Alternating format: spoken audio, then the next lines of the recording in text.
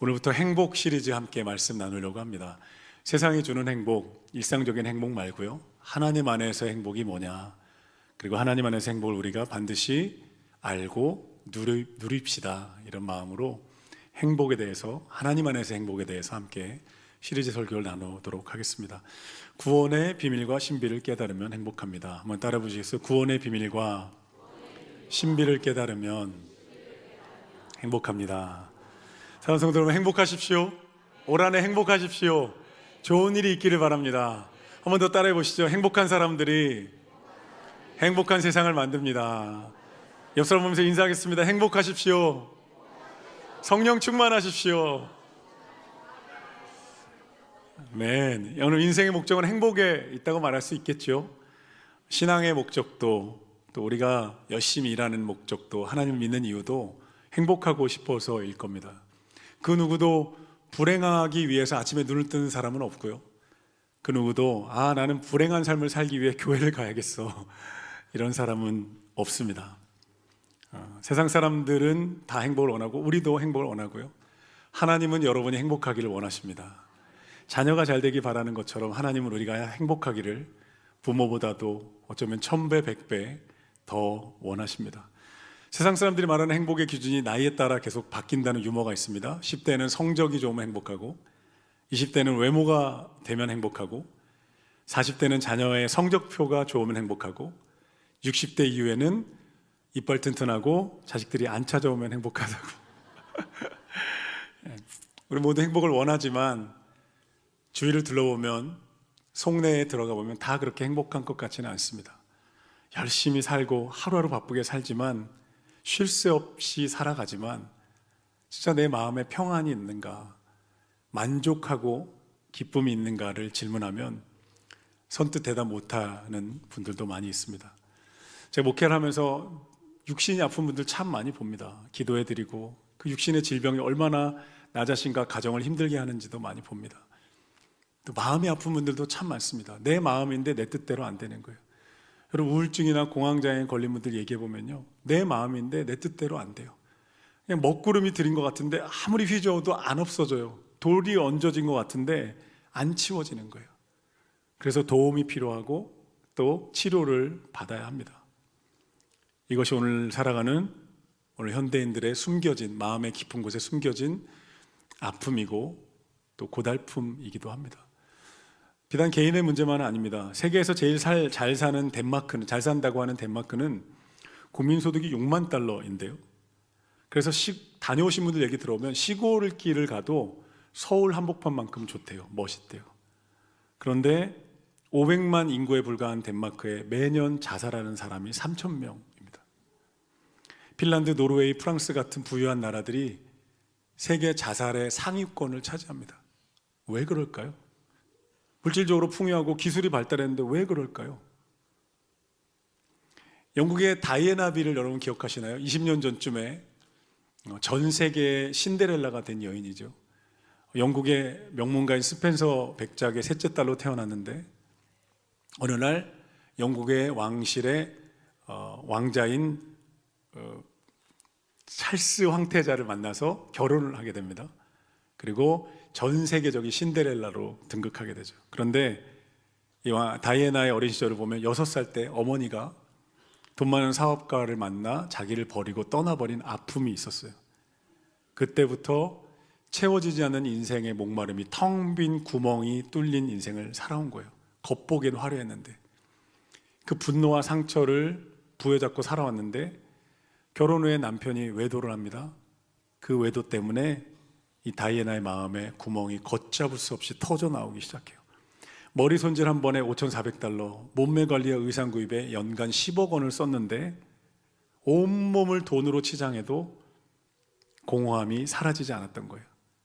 5번 자살 시도합니다. 거식증에 시달리면서 끊임없이 애인을 바꿉니다. 결국에 36세 때 인도 재벌가의 아들과 도피 행각을 하다가 파파라치가 쫓아오니까 급히 가다가 중앙분리대를 들이받고 안타깝게 세상을 떠나게 됩니다. 36살 때입니다. 그럼 왜 그럴까요? 전 세계의 신데렐라였습니다. 모두가 부러워하는 화려한 인생이었어요. 21세기 첨단 시대를 살아가는 우리에게 인터넷과 스마트폰과 유튜브와 인공지능까지 우리를 행복할 거라고 미디어들은 약속합니다. 그렇지 않습니다.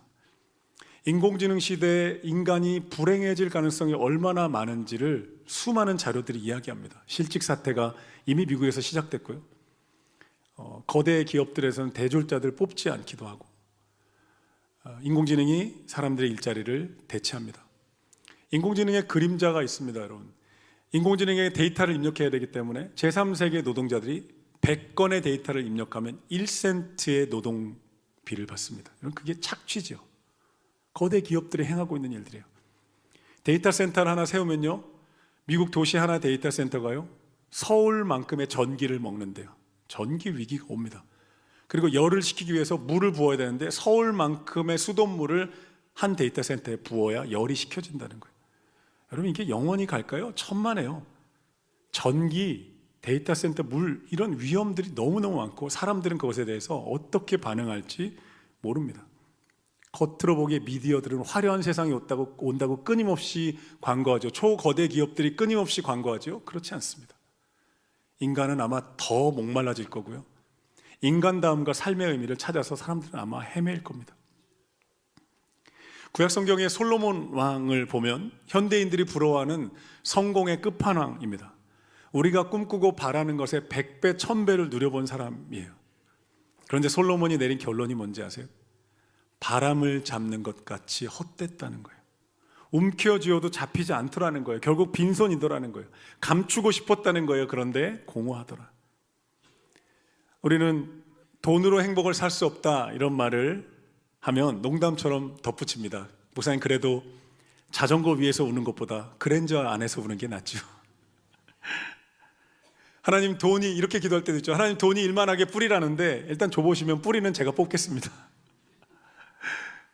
아니면 하나님, 돈이 많으면 시험에 빠진다는데 일단 줘보십시오. 시험은 제가 감당해 보겠습니다. 이런 마음이 우리의 솔직한 마음이겠죠. 여러분, 그런데요, 그랜저가 아니라 그랜저 할아버지를 타봤던 솔로몬이 오늘 우리에게 이렇게 말합니다. 전도서 2장 11절에 그 후에 내가 생각해 보니 내 손으로 한 모든 일과 내가 수고한 모든 수고가 다 헛되어 바람을 잡는 것이며 해 아래서 무익한 것이로다. 일하고 열심히 살아가는 것이 헛되다는 의미가 아닙니다. 오해하시면 안 됩니다. 그런 것들이 내 인생의 궁극적인 의미이고 주인의 자리를 차지하는 순간에 우리는 텅 빈 구멍에 빠집니다. 오늘 본문에 보면요, 이런 현대인들의 서러움을, 배고픔을 보여주는 상징적인 장면이 하나 나옵니다.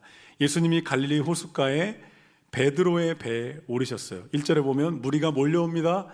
예수님이 하나님 나라에 대한 가르침을 쫙 하세요.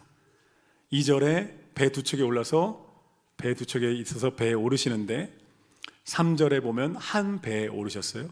그 배가 시몬 베드로의 소유인 배였습니다. 예수님이 베드로와 얘기를 나누기 시작하는데 베드로가 예수님에게 이렇게 말씀합니다. 5절에 보면 선생님, 우리들이 이 밤이 새도록 수고하였으되 잡은 것이 없습니다. 이 베드로의 고백이 오늘 우리 현대인들의 고백과 닮아 있습니다. 잡은 것 같은데 잡히지가 않습니다. 수고했는데, 애쓰며 살았는데, 눈물겨운 시간들을 견뎠는데 텅 빈 것 같습니다. 서럽습니다. 예수님, 배가 고픕니다. 돈이든 성공이든 사람의 인정이든 소유든 무엇이든 내가 가지고 싶어서 그거를 가지려고 노력했는데 결국 빈손으로 지치고 병들어 떠나야 되는 것 같습니다. 베드로가 고백합니다. 우리 현대인들의 감정을 대변하는 것 같아요. 집은 있지만 마음 둘 곳이 없는 영혼의 노숙자처럼 살아갑니다.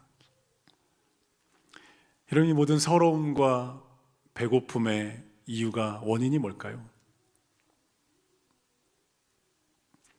성경은요, 이 문제의 원인이 심리적인 것도 아니고 사회적인 것도 아니라고 우리에게 말해줍니다. 그런 문제들이 눈에 보입니다. 그런데 그 밑에 들어가 보면 가장 밑에 뿌리는 죄의 문제가 있다는 거예요. 죄의 문제. 인생의 문제는 죄의 문제이고 모든 인간은 구원받아야 하는 존재입니다. 그것이 성경이 말하는 인간론입니다.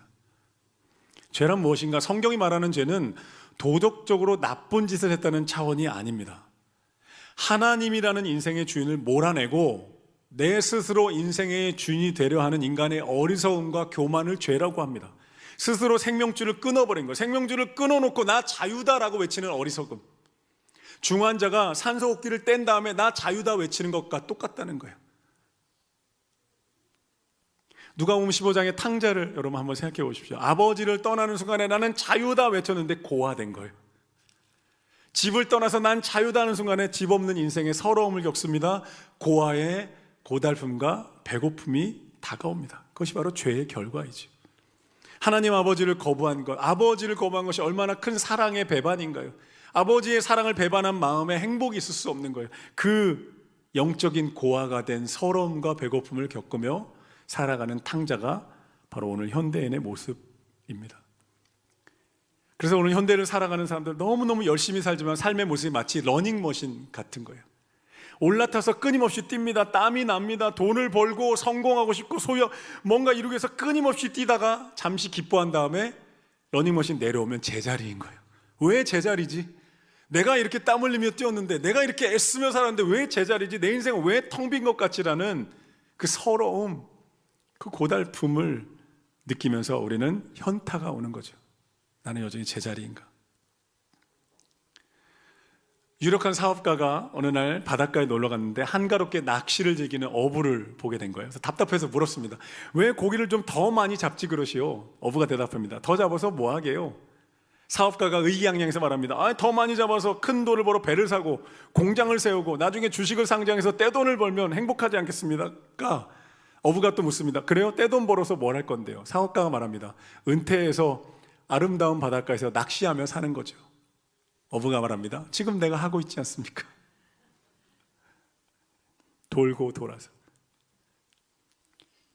죄란 무엇인가? 어거스틴이 말하기를 죄는 도덕적으로 나쁜 짓을 말하는 게 아니고 관계의 단절이라는 거예요. 뿌리를 잘라냈다는 거예요. 생명줄 끊어놓고 자유다고 외치는 어리석음, 그 교만함이 성경이 말씀하는 죄입니다. 예레미야 선지자가 예레미야 2장 13절에서 이렇게 말씀해요. 너희가 생수의 근원되는 나를 버린 것과 스스로 웅덩이를 팠는데 물을 담지 못할 터진 웅덩이를 만든 것이 죄다. 터진 웅덩이라는 거, 물을 들이붓는데 담겨지지 않는 거예요. 하나님 간섭하지 마세요. 내 행복 내가 책임집니다. 내 인생은 내 겁니다 외치면서 관계는 끌어버렸는데 그 순간부터 물 밖으로 나온 물고기처럼 나는 자유다 했는데 물 밖으로 나와 숨을 못 쉬겠는 거예요. 모래에 덮여서 숨 막혀 가는 거예요. 땅에서 뽑혀난 나무같이 절망과 비통함의 열차를 탑니다.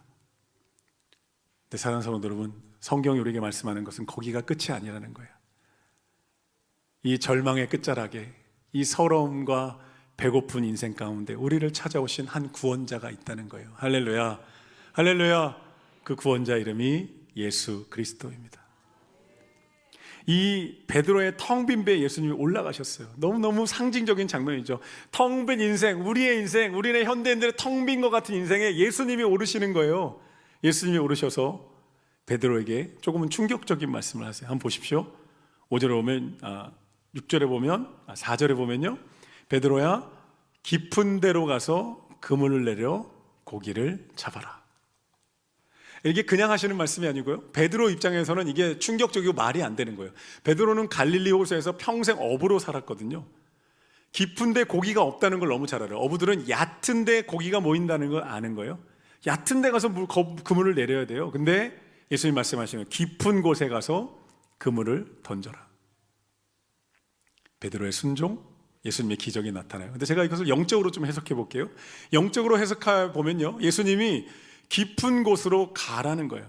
눈에 보이는 얕은 거 말고, 인생에 보이는 거 누구나 볼 수 있는, 내 눈앞에 보이는 그것들 말고, 눈에 보이는 그런 현상들 말고 정말 깊은 곳에 들어가 보라는 거예요. 너의 영혼의 목마름이 무엇인지, 너 인생이 지금 어디로 가고 와서 어디로 가고 있는지, 정말 어떤 서러움과 배고픔을 너의 영이 깊은 곳에서 느끼고 있는지 한번 들어가서 직면해 보라는 거예요. 영적으로 해석해 보면 그래요.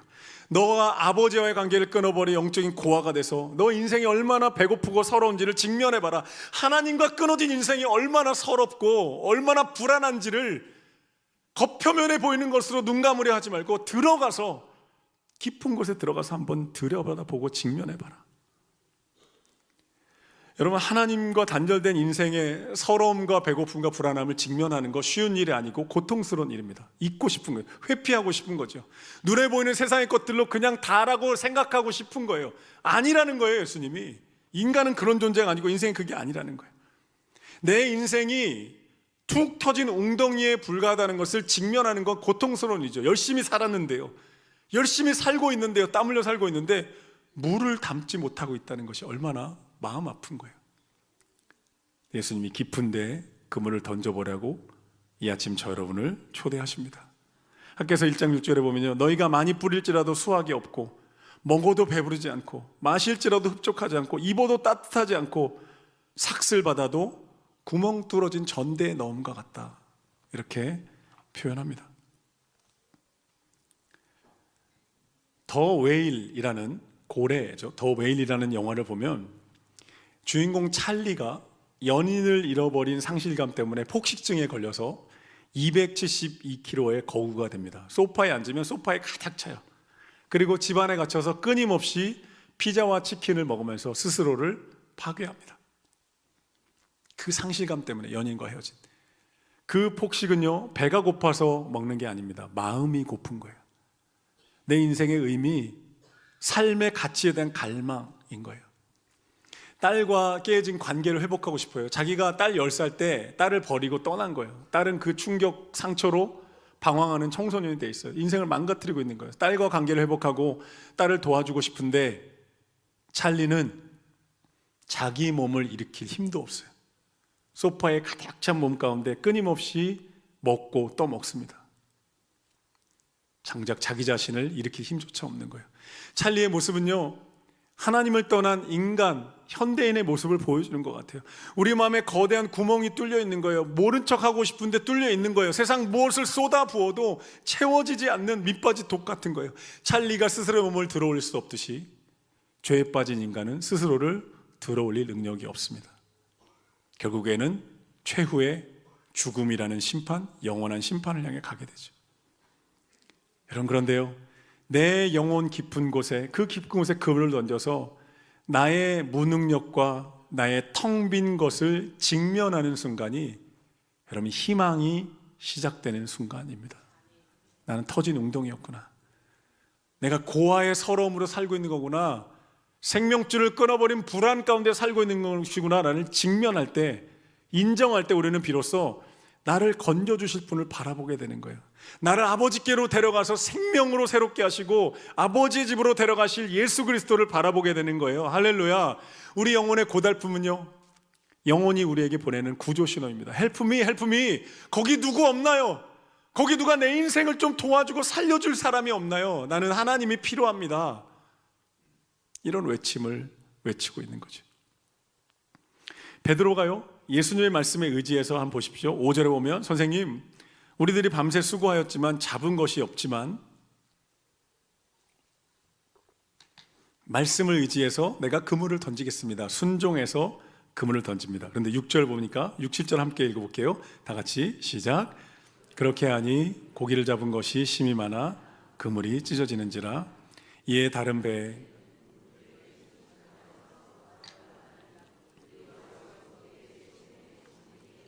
아멘. 예수님의 말씀에, 내가 보기에는 내 상식과 다른 예수님의 말씀, 내 경험과 다른 예수님의 말씀을 내가 인정하고 받아들였을 때 베드로의 그물에 고기가 가득 차게 됩니다. 베드로가 고기를 많이 잡아 부자가 됐고 자녀들과 잘 살았다, 이런 메시지가 아닙니다. 제가 이걸 다시 한번 영적으로 해석하고 적용해 볼게요. 내면 깊은 곳에, 인생 깊은 곳에 그물을 던졌을 때 거기서 내 안에 있는 고아의 서러움과 배고픔을 직면했고 생명줄이 끊어진 불안함을 직면했을 때 비로소 내 그물 안에 수많은 물고기가 인생의 가장 중요하고 큰 월척인 예수 그리스도가 잡혔다는 거예요. 아멘.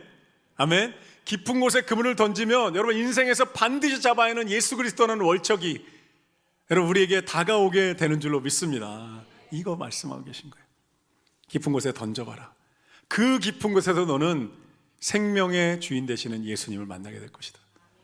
하나님께로 돌아가는 길을 발견하게 될 것이다.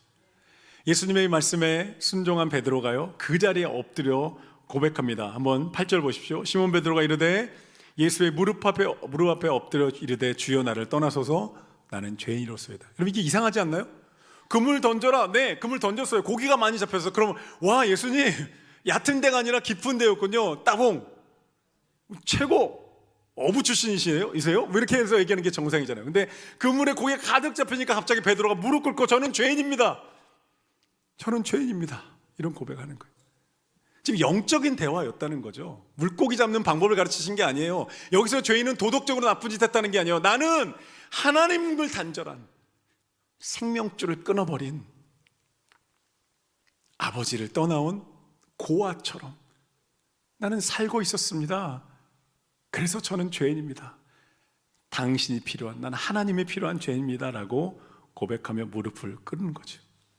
깊은 곳에 그물을 던졌더니 거기서 예수를 만나고 내가 하나님을 떠난 비참함과 서러움에 살았던 인생을 깨닫고 예수 그리스도라는 구원자를 만나게 되는 거예요. 할렐루야. 생명줄을 끊어버린 채 아버지를 떠나 고아처럼 사는 인생, 너무 버겁지 않을까요? 끊임없이 불안하지 않을까요? 그런데 하나님이 우리를 안아주시기 위해서 찾아오셔서 예수 그리스도를 통해 우리에게 다가오셨다는 거예요. 할렐루야. 이 시간 하나님 우리에게 말씀하시는 거예요. 그만 버티고 돌아오라 하는 거예요. 이제 그만 버티고 돌아와라. 깊은 곳에 금을 던져봐라. 너의 인생과 너의 영혼이 뭘 원하는지를 직면해봐라. 그리고 그만 버티고 하나님을 떠난, 배반하고 떠난 너의 그 죄값, 감당할 수 없는 죄값 내 아들 예수가 담당했으니, 십자가에서 피 흘려 고통당하며 다 죄값 치렀으니까 너는 내게로 돌아오라. 하나님 우리를 초청하고 계신 줄로 믿습니다. 죄는요, 따뜻한 아버지 품을 박차고 나가 길바닥에서 살아가는 서러움입니다.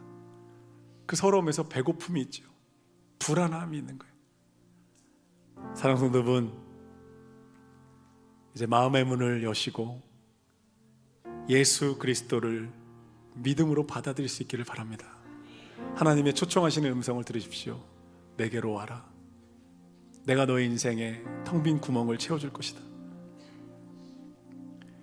구원의 비밀이란 무엇일까요? 세 가지일 것 같아요. 첫째는 모두가 하나님을 떠나온, 그래서 터진 웅덩이 같은 인생이 되었다.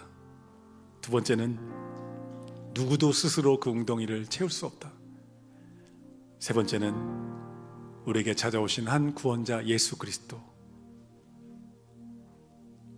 네 번째는 그 예수 그리스도를 통해 하나님과 회복된 자들은 세상이 말하는 행복이 아니라 하나님 안에서의 행복을 누리게 된다는 거예요.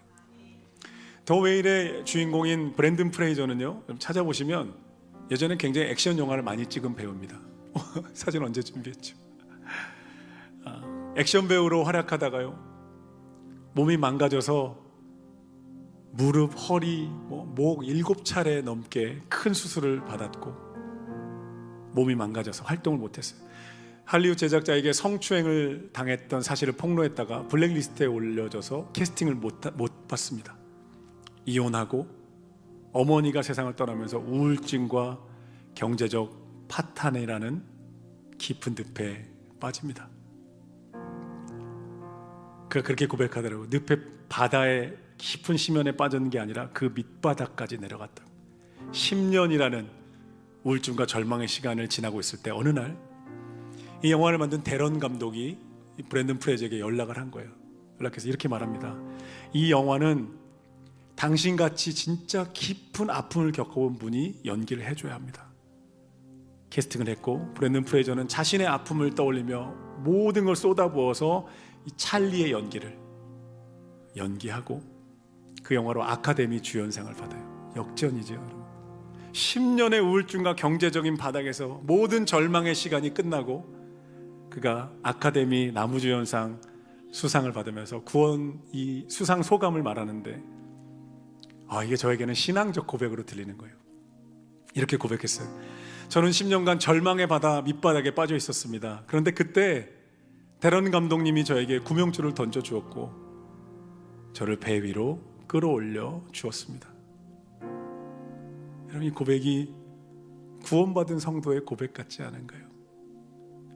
죄는요, 우리를 숨 쉴 수 없는 깊은 밑바닥으로 끌고 갑니다. 내 힘으로 헤엄쳐 올라올 수 없는 절망의 늪으로 우리를 끌어당깁니다. 내 힘으로 안 되는 거예요. 열심히 사는데, 눈물겹게 사는데, 땀 흘려 사는데 왜 내 한켠에 있는 이 서러움과 배고픔은 뭔가? 이 불안함의 근거는 뭘까? 그런데 바로 그 깊은 바다 밑에 구명줄을 던져주시는 분이 있어요. 아니, 자신의 피 흘리는 몸으로 실제 자기가 구명줄이 되어주시는 분이 있어요. 예수 그리스도입니다. 그분이 오늘 우리에게 찾아오시는 거예요. 성경이 말하는 행복은요, 나를 건져 올려주시는 예수의 생명줄을 붙잡고 수면 위로 올라가서 부하 살 것 같다, 숨이 쉬어진다, 첫 숨을 들이키는 감격입니다. 이것이 바로 구원받은 자의 행복이고 구원의 비밀을 깨달은 자가 누리는 행복입니다. 그 서러움과 배고픔이, 불안함이 한순간에 다 사라지지는 않을 수도 있겠죠. 그런데 뿌리가 살아나면요, 그 순간에 막 줄기, 나무, 열매가 맺히는 게 아니잖아요. 뿌리가 살아나면 하루 이틀 지나면서 서서히 내 인생이라는 나무가 살아나는 거예요. 줄기가 생겨나는 거예요. 꽃이 피어나. 어느 날 돌아보니까 왜 내 서러움과 배고픔이 이렇게 줄었지? 왜 불안함이 줄었지? 왜 하나님의 사랑과 은혜가 내 삶에 다가오고 있지? 고백하게 되는 거예요. 사랑하는 성도 여러분, 오늘 이 시간에 예수님이 던져주시는 생명의 구명줄을 꼭 붙잡게 되기를 예수님의 이름으로 축복합니다. 세상이 줄 수 없는, 영원히 목마르지 않는 행복, 하나님만이 주실 수 있는 행복, 2026년 여러분의 것이 되기를 예수님의 이름으로 축복합니다. 기도하겠습니다. 하나님, 이 아침에 우리가 예수님을 구주로 영접합니다. 영원한 생명줄 되시는 예수 그리스도, 십자가에 피 흘린 몸으로 우리의 구명줄이 되어주신 예수님을 영접합니다. 때로 우리 인생이 너무 서럽고 배고프고 알 수 없는 불안함과 아픔 가운데 살아갔던 이유를 이 바다 밑바닥에서 깨닫고 예수 그리스도를 바라봅니다. 생명줄이 연결되게 하여 주시옵소서. 이 구명줄이 우리 인생의, 우리 가족들 가운데 연결되어지게 하여 주옵소서. 하나님과 연결된 인생, 하나님 아버지의 집으로 돌아와서 그 풍성한 은혜를 누리는 모든 베델의 가족들 되게 하여 주옵소서. 예수님의 이름으로 기도합니다.